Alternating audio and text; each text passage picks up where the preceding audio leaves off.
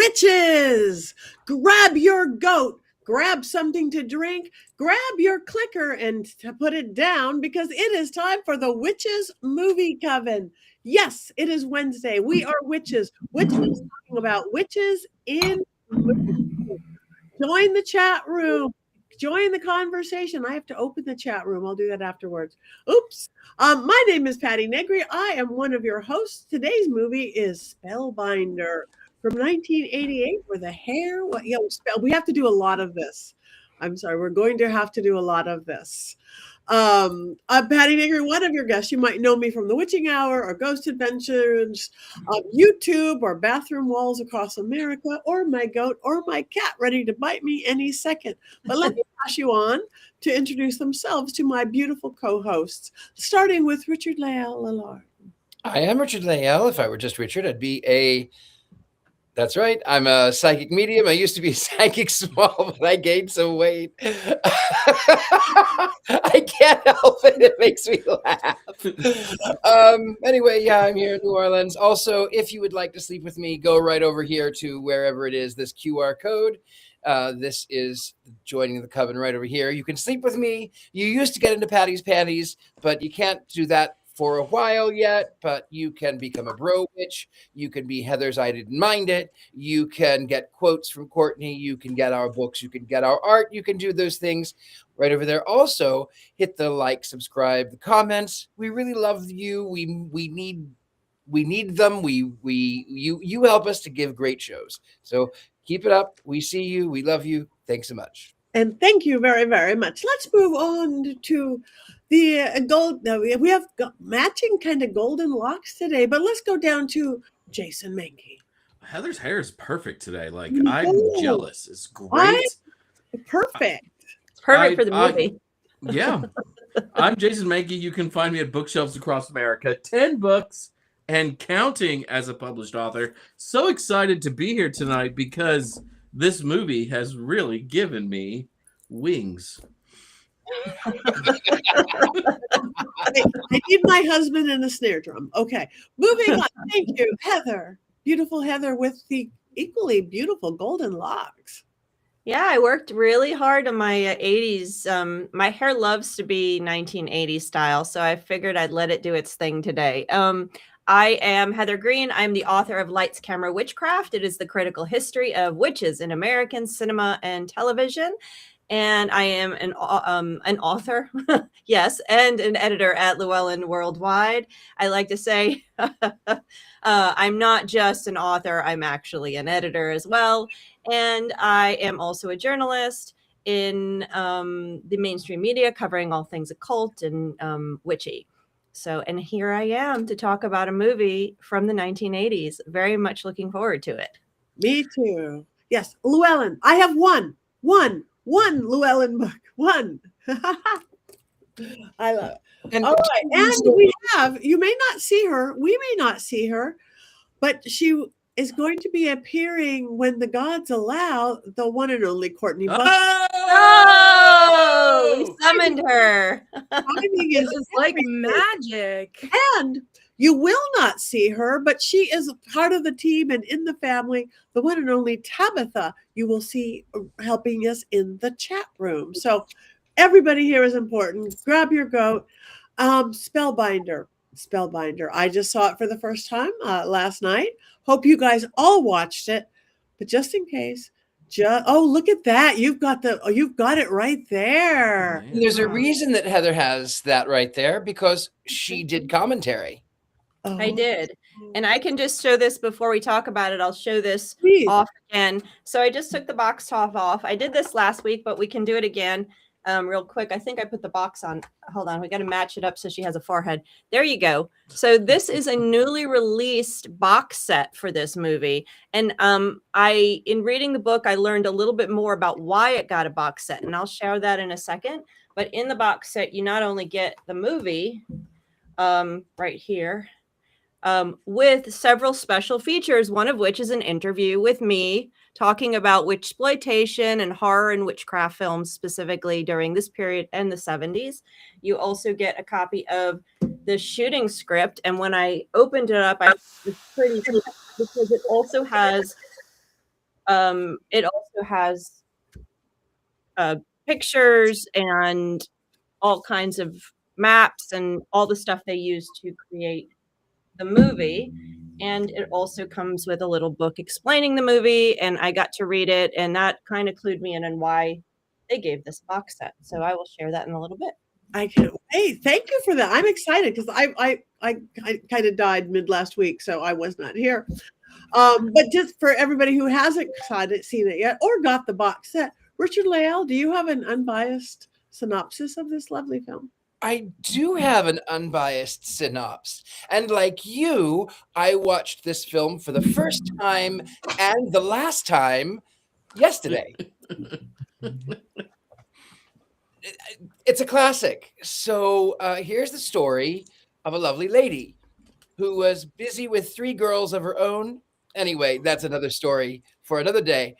So these 2 1980s douche bros are coming out of the gym, and they see a girl who is in distress, the damsel in distress. Apparently, it is a lover's quarrel, and the aggressor has told this girl after he slapped her, and he's told her that she needed to come with him.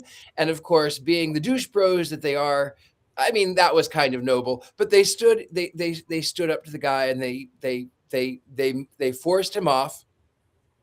And meanwhile, now this girl doesn't have a place to go, so obviously she goes with the Steven Weber, the Wings fella. And she drives in the little MG.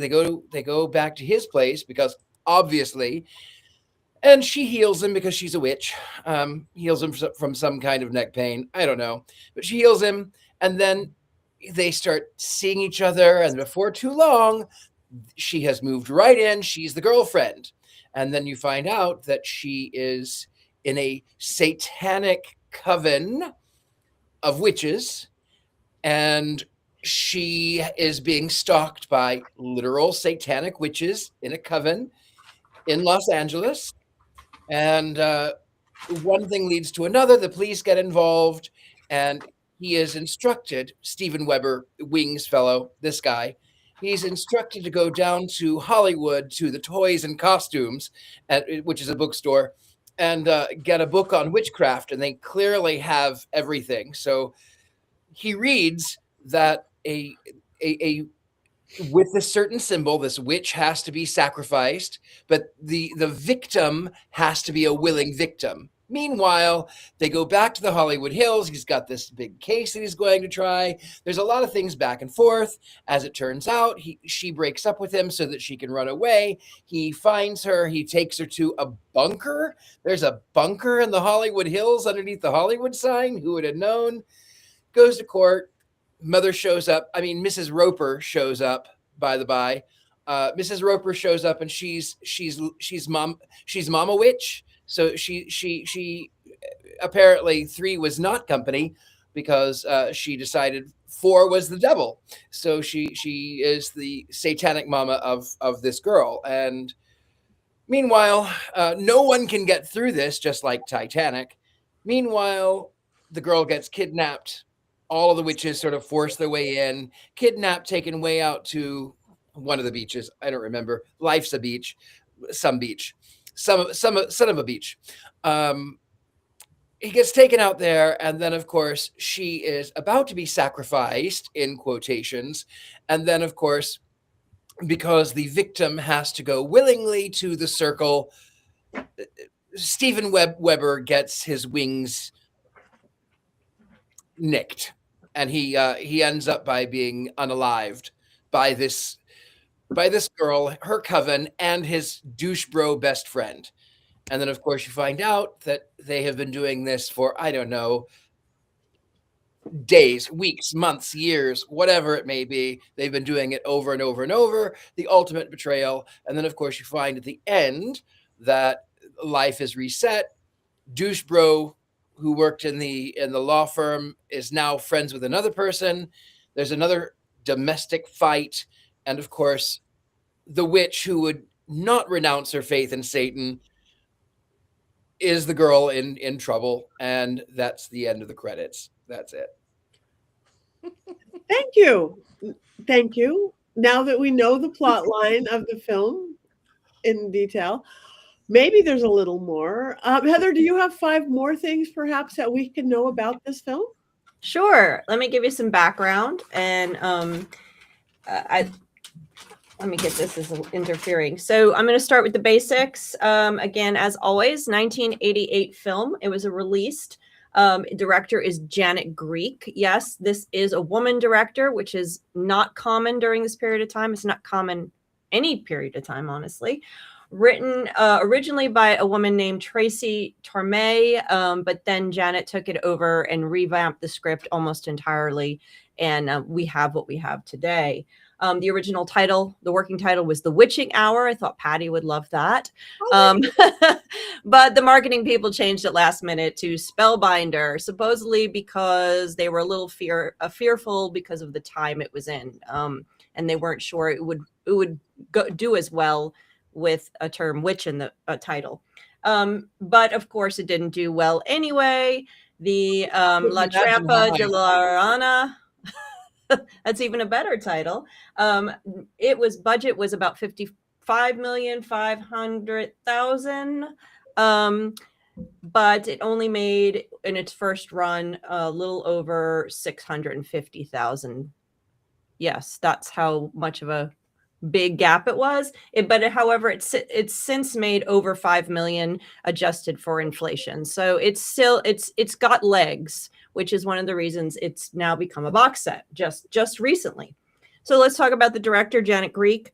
The script came to her husband producer. He gave it to her. She had only done one other film called The Ladies Club, and she had also done I think she did a couple of music videos, TV episodes, etc. But she had only done one movie. He gave this to her. So this was her pet project. And as I said, she already had rewritten the script, which apparently was a mess according to the story.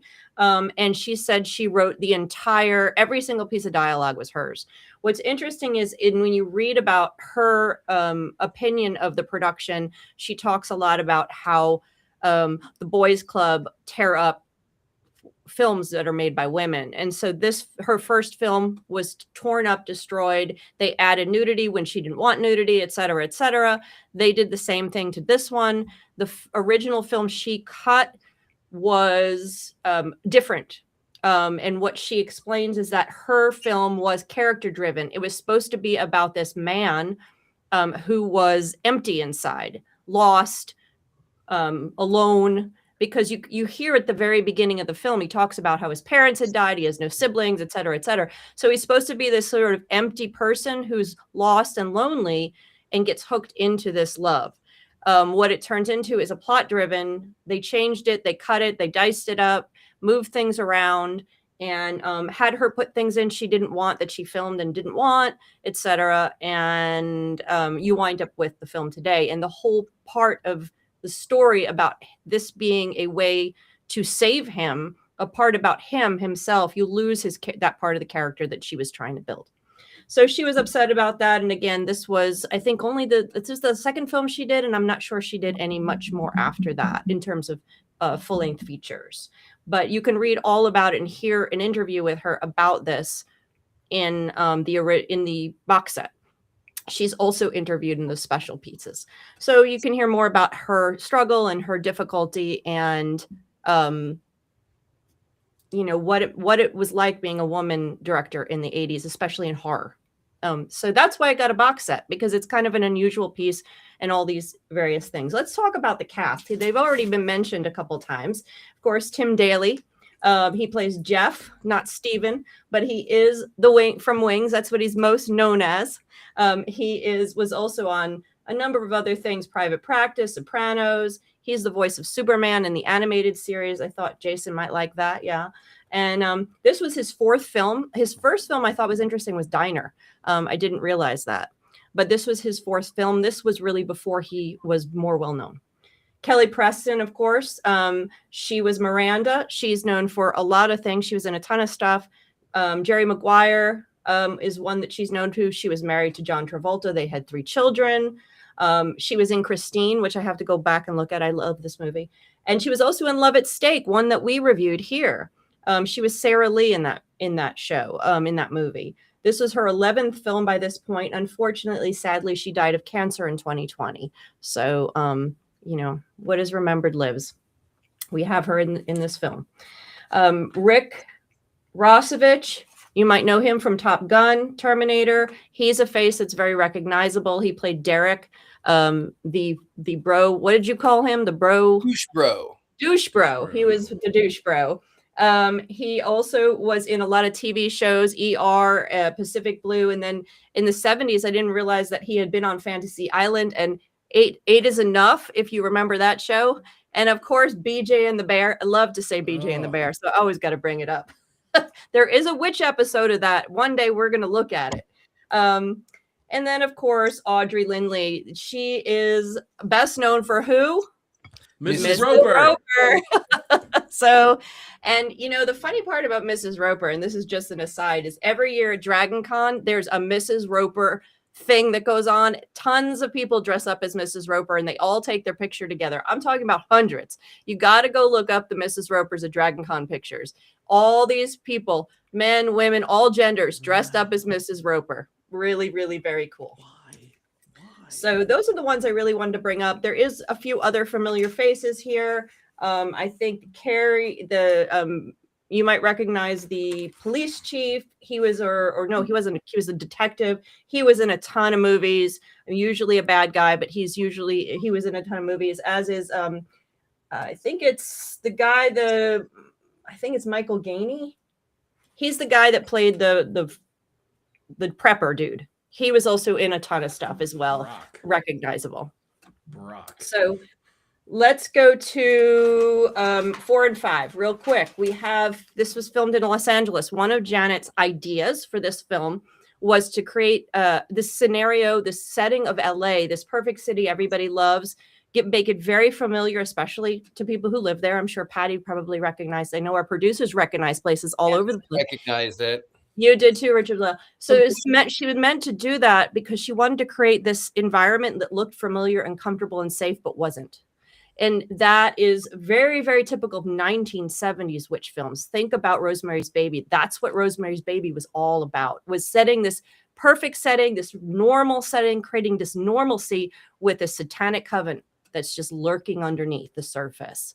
So that's what she was trying to do here with the situation, with the familiarity of Los Angeles that you might see. This sunny place is not as safe, even in the sunshine. So that's sort of the eeriness of it that she's trying to get at. Some of, again, was chopped up. Some of it was lost. We don't know what the original film looked like.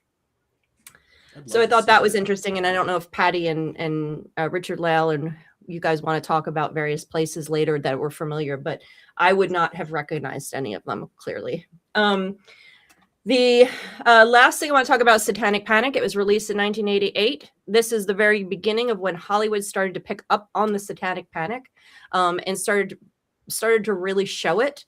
And one of the things in the book said that this movie isn't really, doesn't hit the Satanic Panic theme hard. I disagree entirely with that statement. Lots of great stuff in the book, but that I disagree with entirely.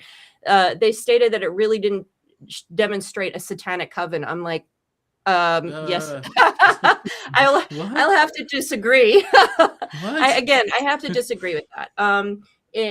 From my studies and from just watching the film tonight, again, just going through it, all the pieces are there. It's very much a satanic panic film. The story that she gives about how she was born into this family and they were trying to convert her, that's very Michelle Remembers, which is one of the things that launched the Satanic Panic. Very much a part of that. You have all of the fake symbols, you have them talk about Satan, and but what makes this different was kind of interesting. So most of the movies that were done at this point were usually the Satanists or the evil were women. If there was a coven at all, it was one or two women. Think about Hocus Pocus.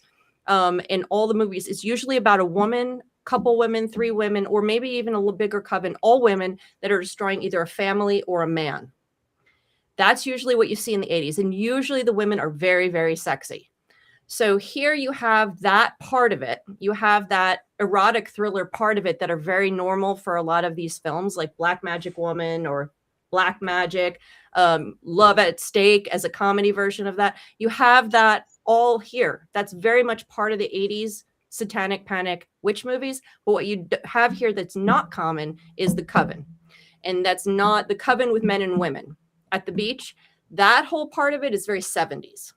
So she really pulled in something from the 70s, something that was a legacy.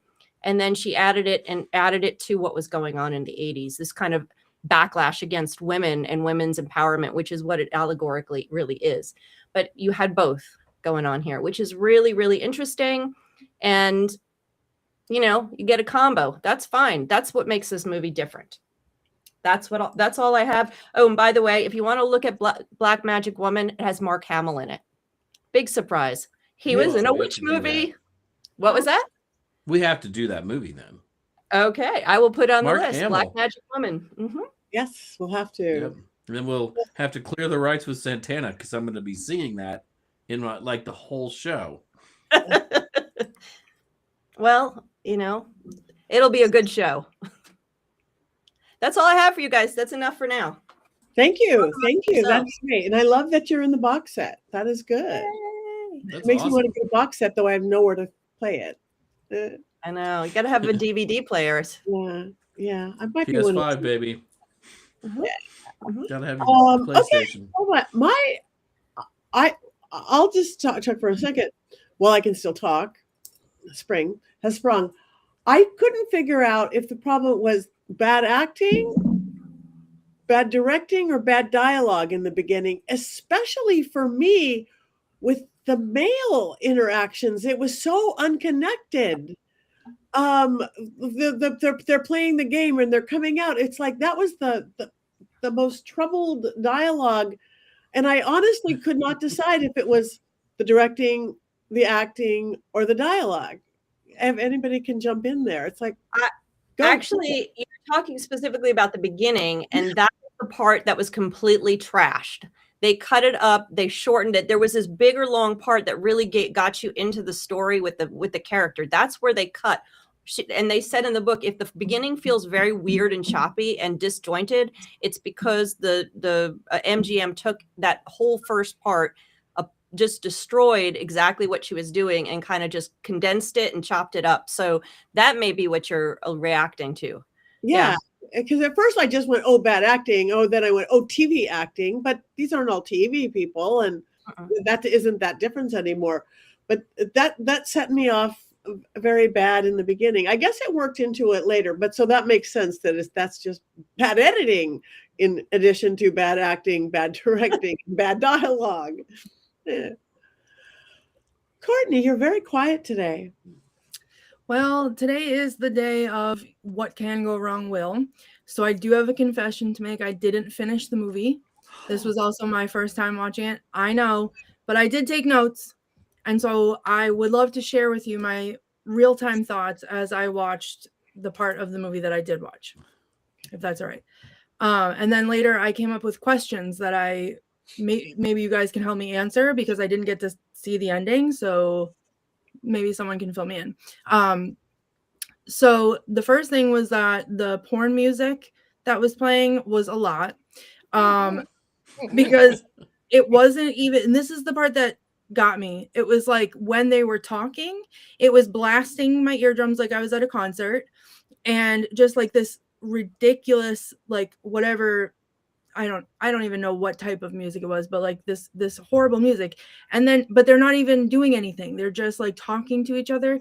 And then they go slamming into the bedroom and their mouths are attached to each other. There's a lot of heavy breathing, but there's silence. So all I have to hear for like 5 straight minutes is the heavy breathing and the moaning of whatever else is happening.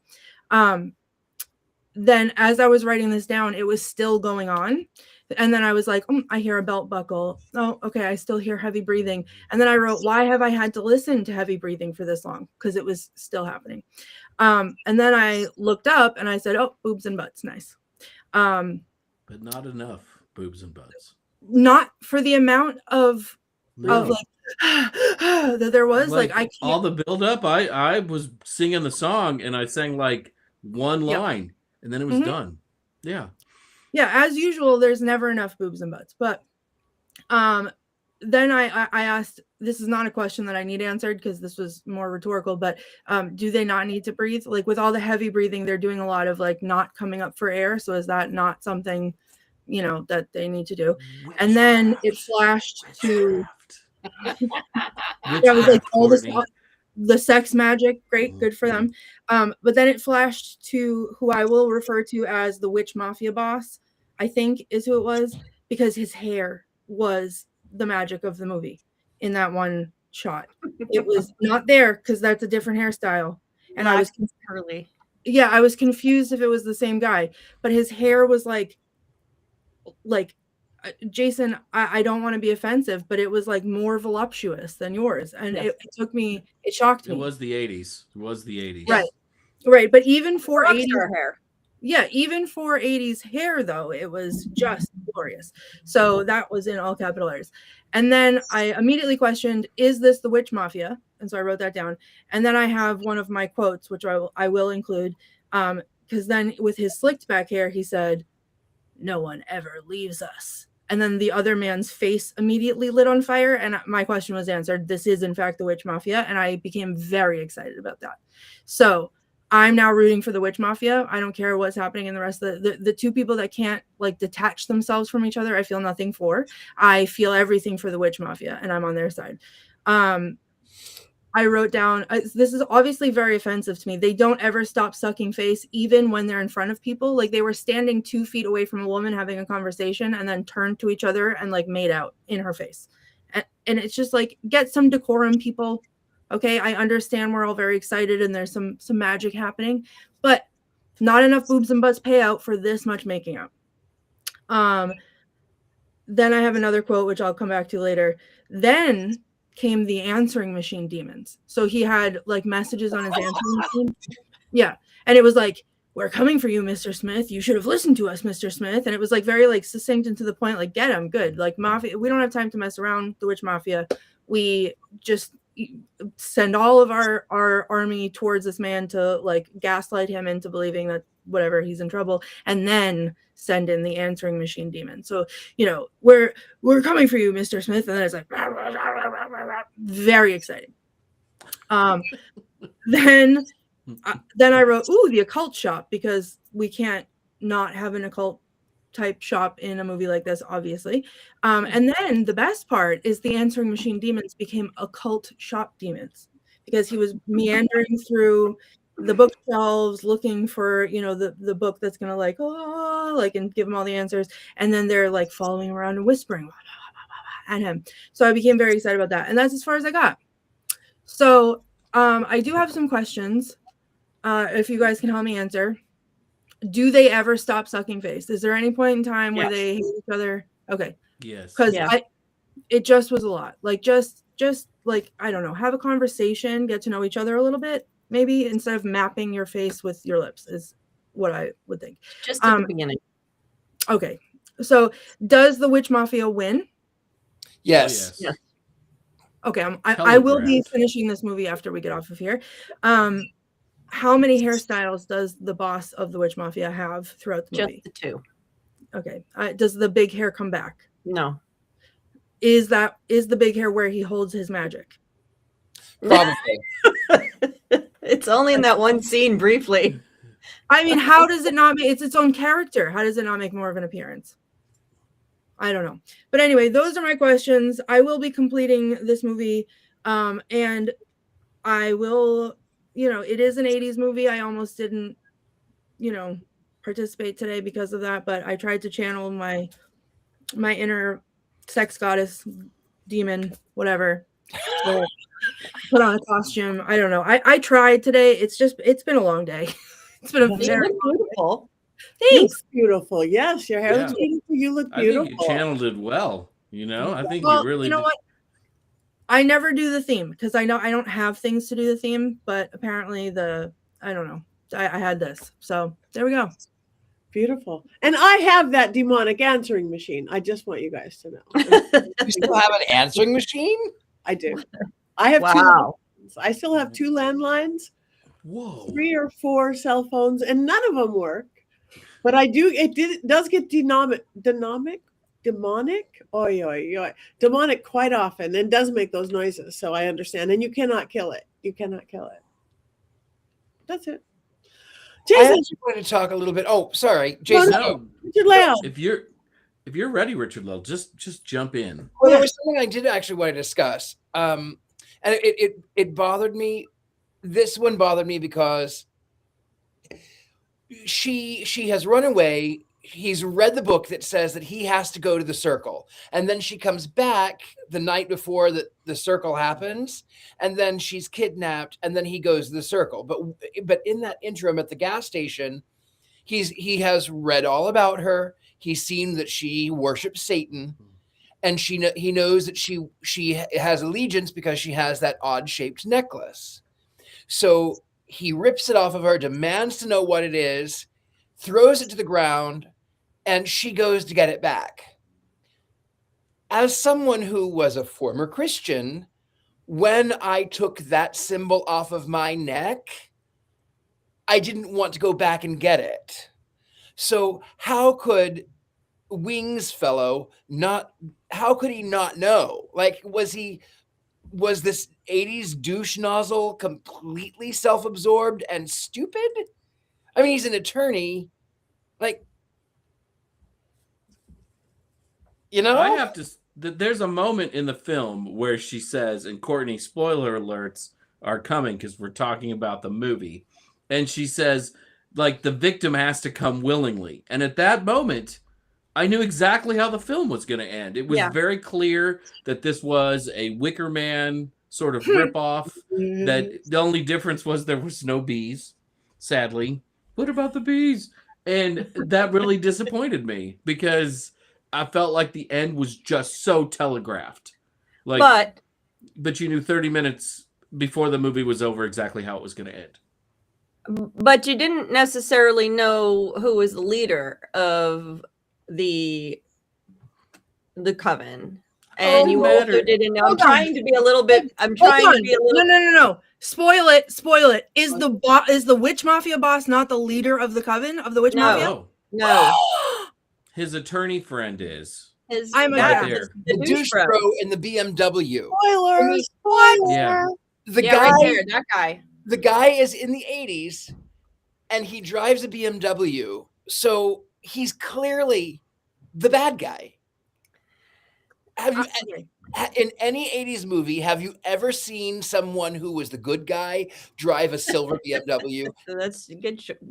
Good point. Like, how though with that hair is he not the boss? He has that hair for one instant, like the one never comes back. Volume. Doesn't matter. It made an impression. Number 2. Well, so what Jason was saying, you were saying about knowing the ending.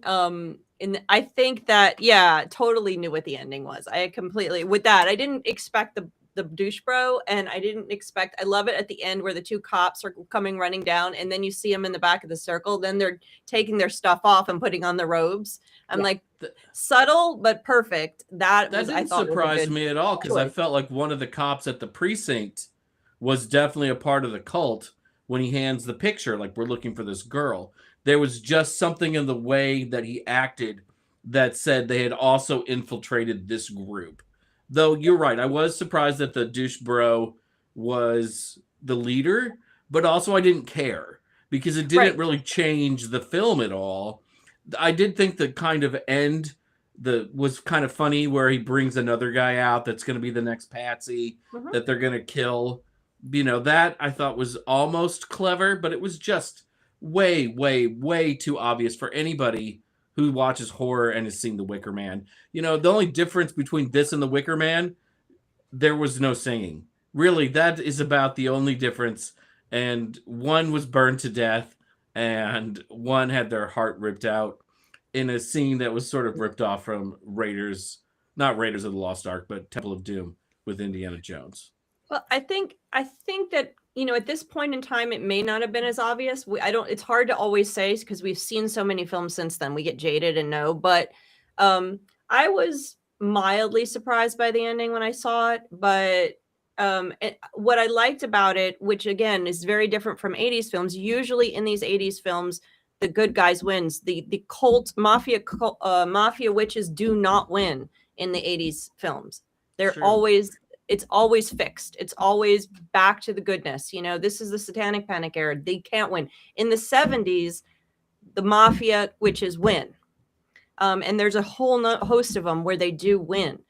Even if they're reduced or they go underground or whatever. I mean, Rosemary's Baby, they win. The mafia wins in that movie, right? Running with the devil. Yeah, exactly. There's a host of them. But in the 80s, they do not win. So it's kind of a unique situation. I was surprised that it went that far because of the type of film it is, because it's from the era it was in. They're all the 80s films have sexy witches, though. That is very much a thing. I enjoyed this film for what it was. Definitely disjointed, definitely has some weird exchanges between people, and I'm not talking about all of the kissy. I'm talking about like some of the dialogue was a little list disjointed and strange. Sometimes I felt she was forceful with the way she spoke to him, and it didn't work. But I thought it was fun. I thought the ending was fun for what it was, a light, 1980s witch film welcoming in the Satanic Panic. Hello. So, and I it was fun watching it again. It's just kind of one of those, I don't know. You know what Just movie it kind of- kind of reminded okay. me of? You know what movie it reminded me of in a lot of ways was Highlander. Mhm. Just because it wasn't a horror movie in the fact that it had jump scares or really much of a menace throughout until the very end when, somebody gets their heart ripped out. I didn't find it, very scary at all. Spoiler alert, Courtney. We talk about the movies and how they end on the show. I know it's terrible. She- Oh, Courtney's I'm leaving. not mad. You're just let me add reasons to the list of why this is what I'm doing the second I get out. Like, I was literally watching it up until I had computer trouble. I had to restart my computer. It's not charging. I may disappear at any second because wiggle my nose and I'm gone. But I was into it. I was into it. It gave me the vibes, like experience wise, not movie wise, but experience wise. What was that one that we watched? Again, I think it was 80s. I was so mad about it, and then it was like when they turned into like the wisp of smoke, or like he was attached to the rope and he was like floating through the air, and then they had like the tornado in the cemetery or whatever, and I was beside myself the whole time. That was Like, I Married a Witch from the 1940s. No, not that one. I'm This is confused. the one with the guy with the blonde hair Yes. and there was the barn with the The star. Warlock, the barn. Yeah. Warlock, yeah. So I went into this feeling very much the way that I did when I went into watching Warlock, and it was like not exciting. I was barely paying attention, and then I was like, unfortunately, having to listen to all of the things, and I was hate writing notes because I was like, I'm going to complain about this movie the whole time. And I was, as soon as I saw who I will not be convinced otherwise was the boss of the witch mafia, I was involved with a capital I. I needed to continue watching it. I'm so excited that they win. And you're telling me that someone's heart gets ripped out? yes. Like, I'm not living for that? Yeah, Okay. Indiana Jones style. Literally, like, sign me up. I'm not going to show it to you right now. I have a themed wand this week, and and you're maybe not going to be surprised which way it's directed today, because it was great and I was excited.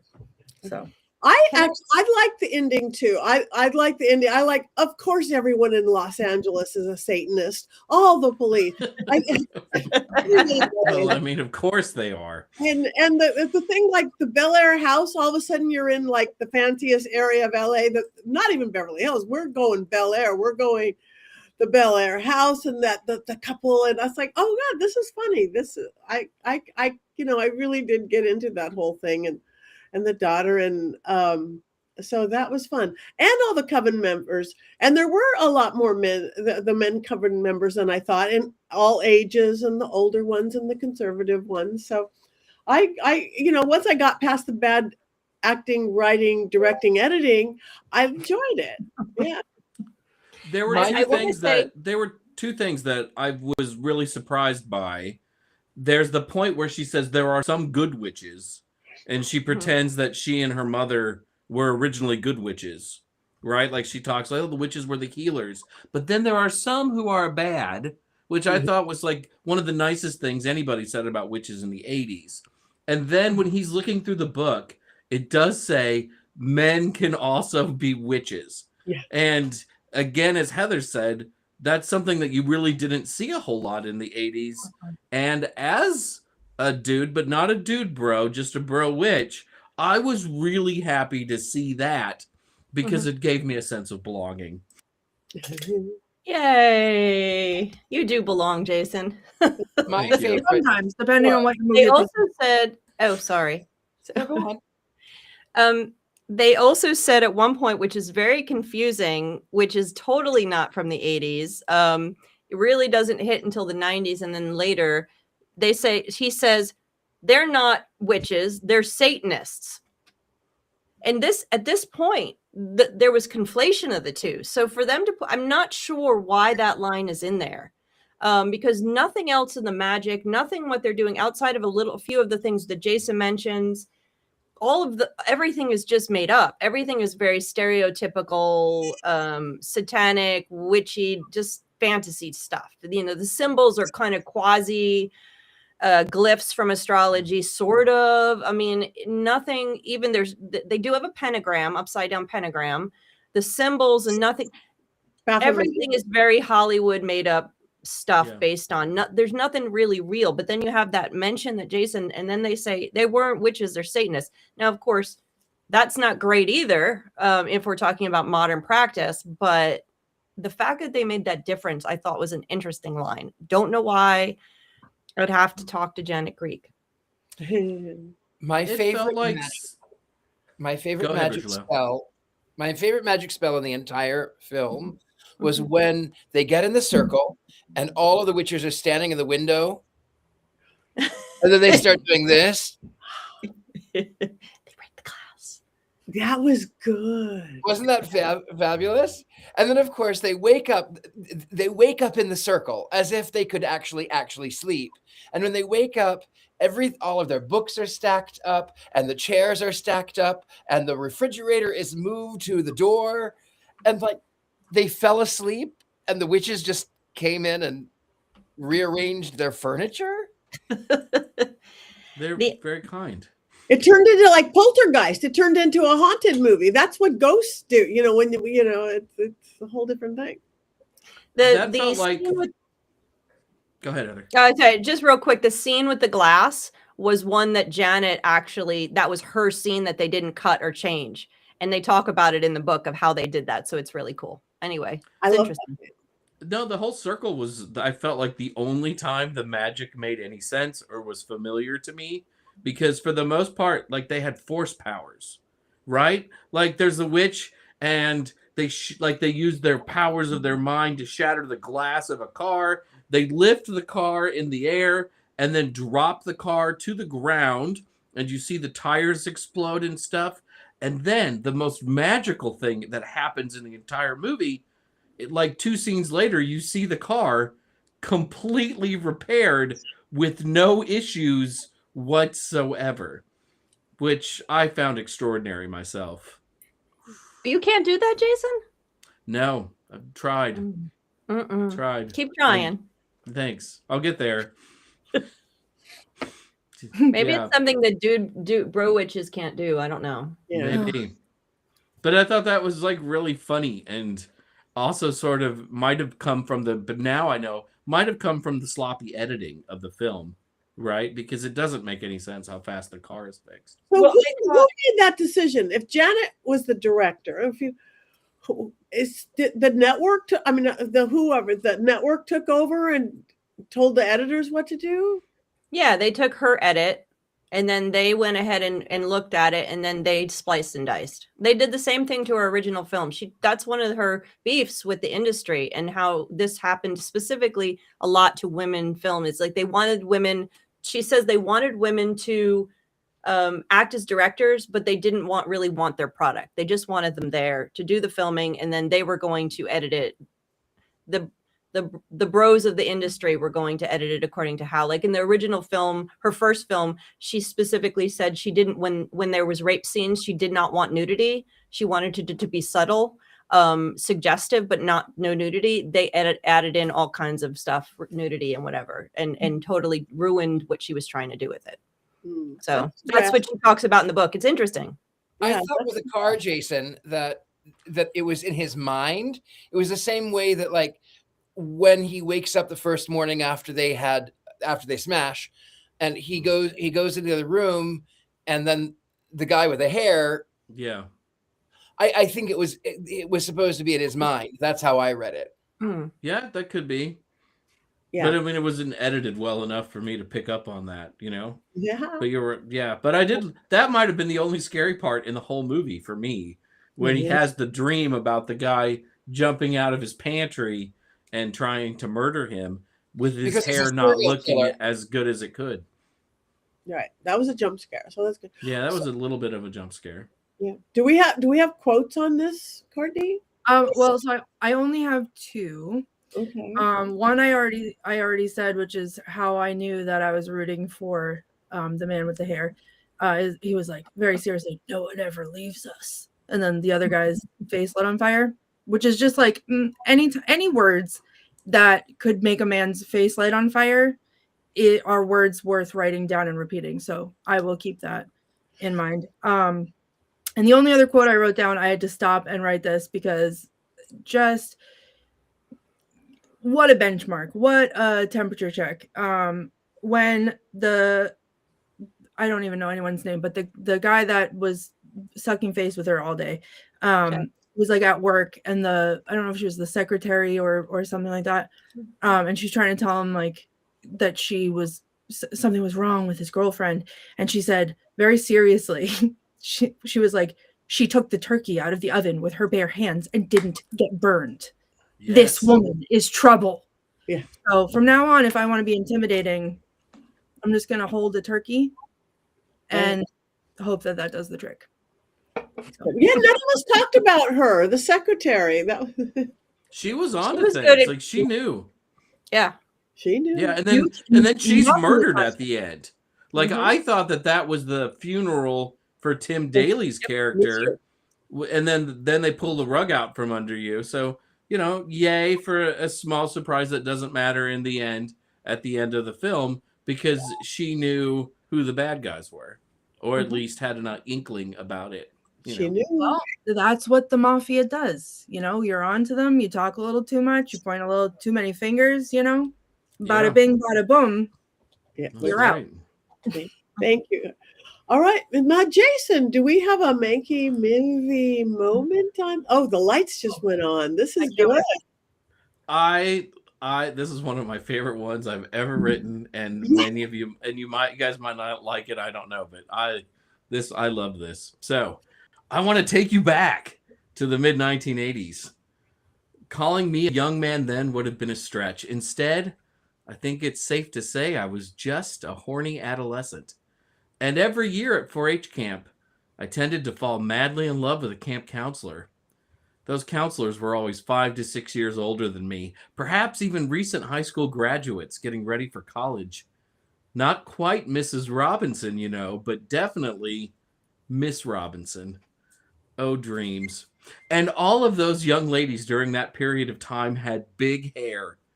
To this day, anyone who has to use a gigantic bottle of Aquanet to keep their hair in place is like Jason Kryptonite.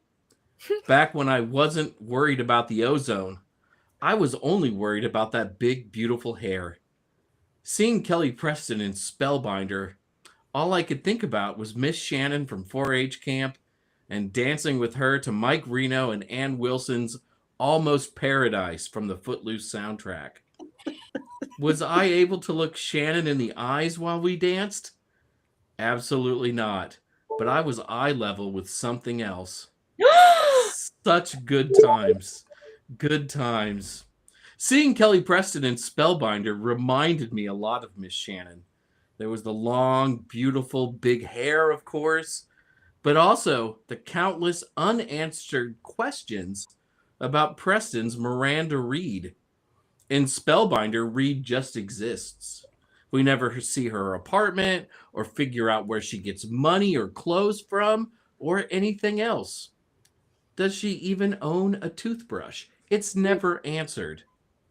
And Miss Shannon was like that. I didn't know what city she lived in or what school she went to or why her Guess jeans fit so incredibly well. All I know is that she never explicitly said, Jason, you have no chance with me. I'm dating Jeff down at the archery range. Oh my God. So you're telling me I have a chance? But perhaps Preston's Miranda Reed was an even stronger dose of kryptonite. There was the black dress she wears at the start of the movie, the perfect kind of dress for wearing to the Bon Jovi Cinderella concert, the place you know that you'll be the most beautiful enigma at.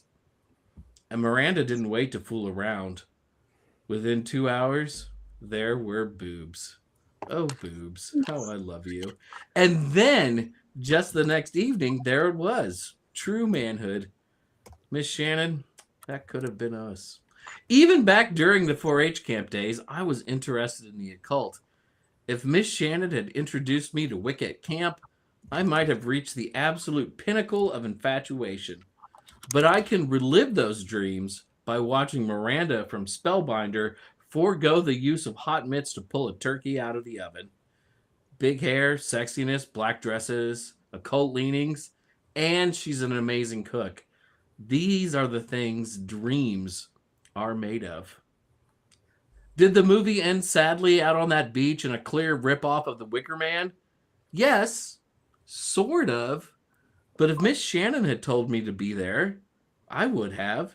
If she had climbed down on top of me while I was handcuffed to the ground, her beautiful hair rising high above me, her eyeshadow glittering in the torchlight, and a sheer diaphanous gown leaving nothing to my imagination, I would have happily sighed and said the word boobies. And then I would have offered her my heart, both figuratively and literally, while Peter Cetera's Glory of Love was chanted by her coven in the background. Beautiful. Poetry. Well Yes. done, Jason. Well done. Such memories. Memories. Yeah. Memories of slow dancing poorly at 4-H camp. Sorry. Thank you for that. I remember the 80s and Do Peter you remember how Cetera's you danced Glory- back then too? Like this? Oh, yeah. Like Just like this. Yeah. That's it. Just like Please don't really touch me. Let us dance and I will touch your shoulders. And Peter Cetera's Glory of Love. That's the song, Almost man. Paradise though. Come on. I love that song. Glory I of still Love. love Yeah. Almost Paradise. Almost Right. Paradise. All right, it is time, ladies and gentlemen. Wands out, wands up. I'm using my knife versus my wand. In case anybody was wondering, this is my antique urethra dilator, which I don't know if you can tell the thickness of it. I picked a good one. Thank you. Up, up, up, up, and way down, but not completely down. Oh, it's down. It's completely down. Oh, yours They is. give the Oh my they- God! I thought it was like it's the Wicker Man wand. It was upside. Okay, so we have a completely down and almost down, and 3 ups by the girls. Isn't that interesting? You know what? I'm up for the Witch Mafia and the Witch Mafia alone, because we don't cross the Witch Mafia or else. All right, let's look at everybody up for the hair. We got wands up, wands up. I think I could give it a 1. Scroll over there. You guys vote. We need to know. We need to. It's interesting. We don't always do it like gender, boys versus girls, but this time we are a little bit. I wonder what that's about. Well, everyone in the chat should be very careful about how they vote, unless they want to wake up with a hot turkey head in their bed. You know. But you will not use a hot pad to pick. Which someone will put there with bare hands. So don't worry, I will protect you all. Wands down and wands halfway up, Coven members. Be honest. Courtney didn't even see the whole movie yet. I didn't need to, Jason. It gets better as it goes. It does get better as it goes. And Mrs. Roper I like Mrs. Roper's character. I thought Mrs. Roper. Yes. I was also but she's a little menacing. Torching of that car. I had one like it, so I was a little. That made me very sad. It's a nice car. I know. This one is older than mine. I had a 1980 MGB, but that made me sad to see it on fire. That was my point. I love how our stock photo of the Wicker Man is the wrong Wicker Man, and it's the bees. Oh, I think that Wicker Man was a choice that someone made, and I appreciate it. Okay, Lady So has not seen it yet, but we have way more. We have ups, we have some neutrals, and some half ups. I haven't seen a complete one down yet, except for Jason. Yeah, it's fine. So what do we? And I love hair. What are we doing next week? I was here in the 80s. I do not remember my hair quite that big, but I'm going to work on it.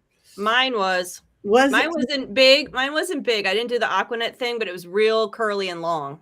Yeah, my hair was big. All the girls looked like I wasn't a girl, but I had that thing. My stepmother prevented me from having that thing. Oh, awful. No. Awful. But I listened to all those bands. The bands, the hair bands. Yeah, and they're on the Sunset Strip. You can while you're watching the film, you can see some of the bands, like some of the places where those bands played, like the Roxy. They go right by the Roxy. On the Strip. Yeah, this was a LA movie all the way, right by Rob, our producer's house. This was an LA movie. My house, my house is practically in it. I have not seen that bunker yet under the Hollywood sign, but it's probably there. It probably is. Do we know what we're watching next week yet? Can you hear me? Yeah. Yes. Okay, I'm back. Oz the Great and Powerful. It is from, I think, 2013 or 14. Okay, Oz the Great and Who's in Powerful. that one? James Franco. I thought as much. We're not going to talk about him ever again, though. After next week. Okay. Yeah. Yes. Witch Mafia T-shirt. Anyway, you got Pompey the Elvis Crawl. So you guys, thank you guys for coming. Anybody have anything coming up they want to tell everybody where they can see you or hear you or watch you or listen to you or point at you?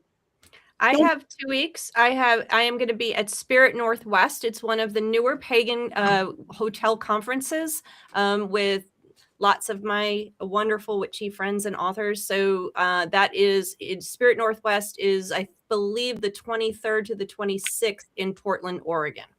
No, oh my God, I'm going your way and you're coming my way, sort of. That same weekend, I'm going to be at AltarCon, the Great American Cryptid Expo. I'm in Atlantic City. What? You get ghosts, you get witches, you get cryptids, you get aliens. We're going to have it all. Sasquatch is real.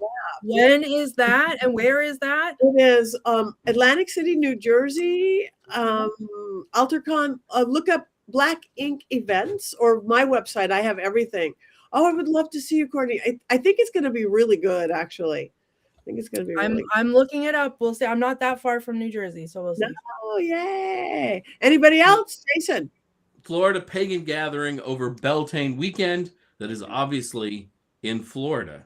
No surprise. Florida Pagan Gathering is in Florida. And over May over Beltane, the first weekend of May. And then that same weekend, I will be in Las Vegas with the vampires doing the Vegas Vampire Ball. Again, switching back and forth. We are back. And doing a seance and partying for Beltane, which works. And I'll see Richard-Lael this weekend. Woo! That is woo! I'm so jealous. Mm-hmm. And I got to see Heather and hang with Heather. And yay. All right, you guys, tell your friends, like us, follow us. It's really important. Like the Witches Movie Coven, each of us individually on social media. Go to Mystery Control. Get yourself a Black Phillip, because how do you sleep at night if you don't have a Black Phillip? Really, you can't. You don't want to. Especially if a scary Satanist show up. You got to have Black Phillip. Or someone holding a turkey in their bare hands. This will be good. Yeah. All right, you guys, we have one more thing to do. We are late. It is time to go. 1, 2, 3. With hands.